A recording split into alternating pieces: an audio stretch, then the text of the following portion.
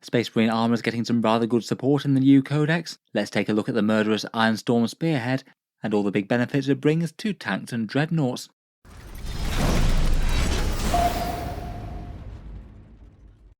Hello and welcome back to Auspex Tactics, where today we're talking about the new Space Marine Codex.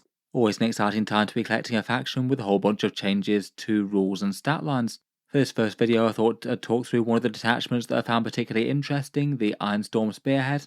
Go through its core rules, all the stratagems and enhancements that it brings, and there really is quite a lot to make vehicles just extra dangerous, with some pretty massive firepower between rerolls and other buffs. In Codex Space Marines, there's 7 different detachments, each of them loosely themed around one of the major Space Marine chapters, and this one is the Iron Hands one. None of the actual detachments are locked to any one chapter's paint scheme or anything like that though, so you can still use this if you're Ultramarines or Imperial Fists, and any other chapter that wants to field a massive spearhead full of fighting machines, and give them some slightly more tailored and focused support than the Gladius does. While Iron Hands might have been primarily known for their durability in ages past, this one really does seem to be a pretty murderous damage style formation. I feel like between the rerolls and a few of the special rules, it feels like the sort of thing that you just want to use if you just want to roll over your opponent's formations, rather than doing anything particularly sneaky in terms of board control, or just trying to outscore them. This is just trying to destroy their units as fast as possible and remove their force from the table. Starting out, the core rule for the Ironstorm Spearhead is Armoured Wrath. This one's one of those damage dealing reroll type rules. Every time you either shoot or fight, you get to reroll 1 hit roll, 1 wound roll, or 1 damage roll. This one applies both to range and melee attacks, and both will be useful. I feel like it might be a little bit more useful used on range for the most part, and as ever with these rules, the bigger the gun that you can use it on, the more value that you're going to get out of it. It's going to be pretty nice on anything with big single anti-tank shots, things like say a Repulsor Executioner, or Las Cannons or Las Talons. Ideally you might want multiple units with these single shots, given that you get more rerolls if you have more units in your army. Anything that's cheap that just has a couple of anti-tank shots will be quite nice. Maybe things like Invader ATVs could get a lot of value, or even things like Las Cannon Razorbacks re-rolling the hit roll. It is kind of nice that it's good in combat as well, good for characters or squad sergeants with power fists or thunderhammers. And in general with these rules you want to kind of balance out whether you're using it for hits, wounds or damage. For the most part re-rolling a wound roll is going to be more valuable than re-rolling a hit roll, but if you've only got a low number of shots it might well be worth re-rolling a hit roll anyway. You need to weigh that up against the chance for whether or not you'd actually have a wound to re-roll,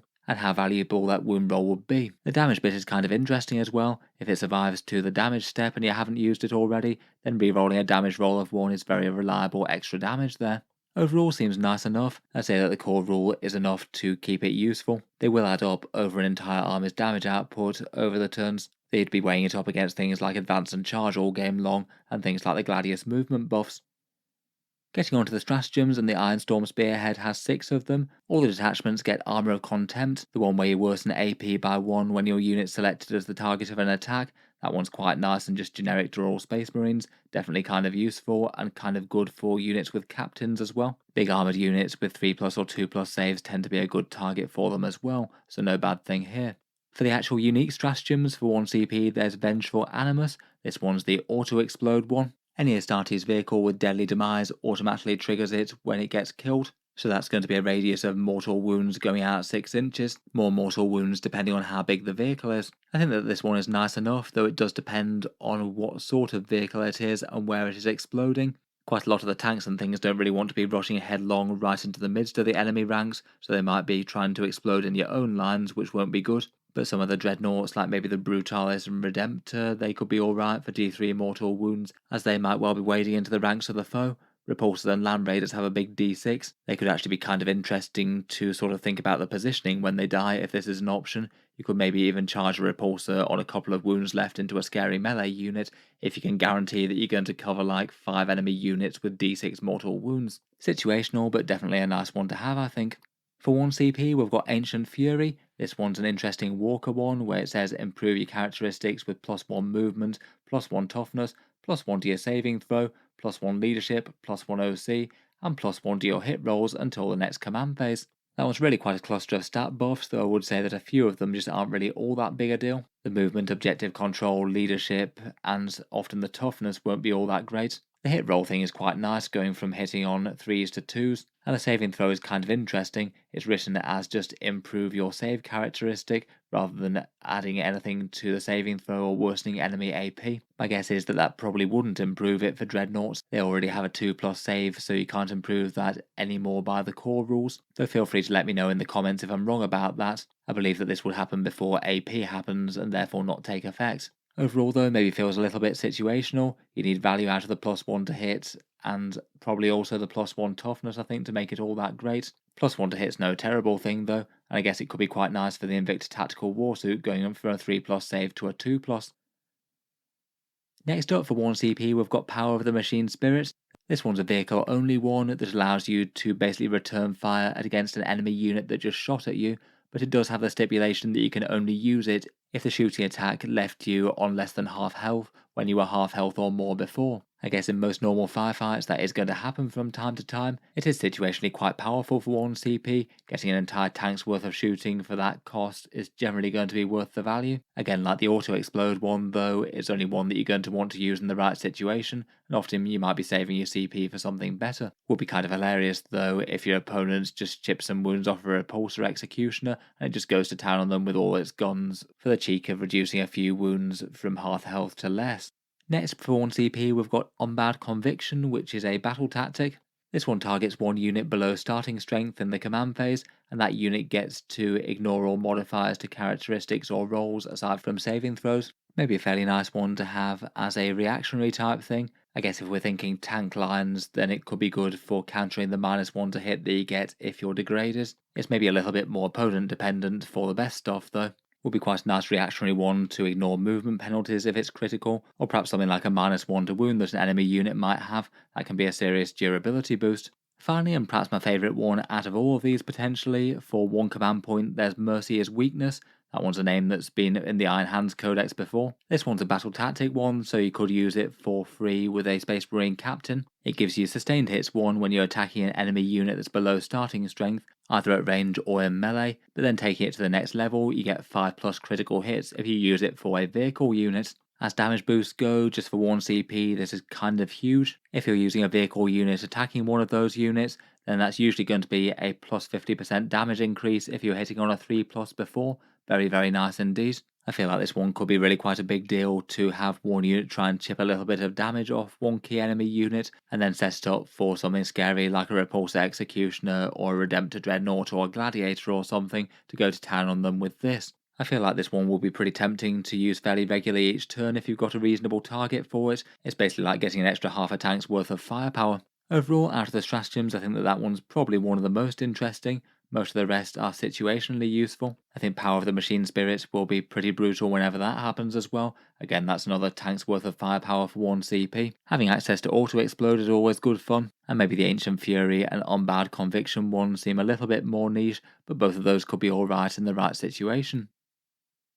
Moving on, we come to the enhancements. First up, we've got Target Augury Array for 40 points. This one's a Tech Marine only one, not that that's going to be the worst idea if you're going for lots of tanks and vehicles. The rule's quite an unusual one and fairly powerful. It's basically a 6-inch aura of lethal hits for vehicles, both at range and in melee, so 6s to hit auto wound the enemy. It's fairly pricey, though I think that's probably worth the price of admission. Could be really good for anything with sort of medium strength firepower, maybe things like Gladiator Lancers with multi-melters potentially, or perhaps Redemptor Dreadnoughts with the Macroplasma Incinerator. With some careful positioning you could get that off on really quite a few tanks in the same turn. Could be a really solid buff, though I suppose it does encourage castling a bit. I think perhaps the real reason that you might want it on the table though is the potential for it to combine with that 1 command point Mercy is Weakness one, as that means that if you had a tank that was firing at a damaged enemy unit, then every hit roll of a 5 and 6 would both be a sustained hit and a lethal hit as well. And it'd be even more brutal if they were the Oath of Moment target as well, so you could reroll everything that wasn't a 5 or 6. That'd get you to some very silly damage output. Again, could be seriously nice with maybe a Repulsor or a Redemptor Dreadnought maybe. For 10 points, there's the Flesh is Weak. This one is a nice simple 4+ Feel No Pain type save. That one's nice and cheap, and I think for 10 points that's very tempting. Getting a 4+ Feel No Pain save basically means doubling the durability for your character. So if you say had a Gravis Captain with 6 wounds, your opponent would effectively usually have to chew through 12 of them before they've actually killed him. I think if you got 10 points left over, then this one seems like a really easy pickup to help protect a character that didn't have another enhancement. For 25 points, there's Adept of the Omnissiah. This one again is Tech Marine only, and this one is a more defensive one. Once per battle round, when you fail a saving throw for a vehicle within 6 inches of this Tech Marine, you get to change the damage result of the attack to a 0. Again, I feel like the lethal hits one, this one's another very easy one to pick up. If you did that to, say, a big d6 plus 1 las cannon attack that got through armour, you'd almost certainly have effectively made the points back then and there, and hopefully you could have that trigger on multiple different battle rounds. Really quite a nice boost to keep the vehicle alive, so you've got something left to repair with the Tech Marine. Again, seems well worth the 25 points.